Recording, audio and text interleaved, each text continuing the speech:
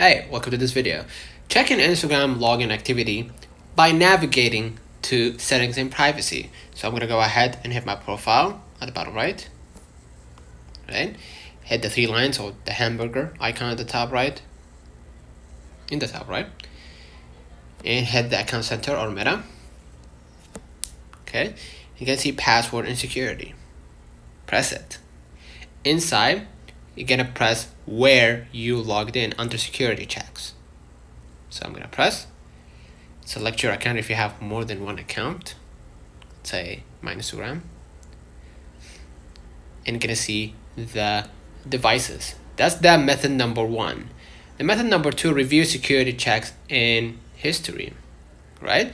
So the same steps. Right? And under security checks, you can basically review. Let me go back. Yeah, you can review security issues in recent logins, right? By running a security checkup. Right? You can also use this area to change your password or set up two-factor authentication to secure, of course, your account. So basically, that's it. Key information to check is the device type, location, and time, right? So if you find a suspicious device, log it out immediately. If you don't know how, go again where you logged in, select your account. I'm going to select my device that is suspicious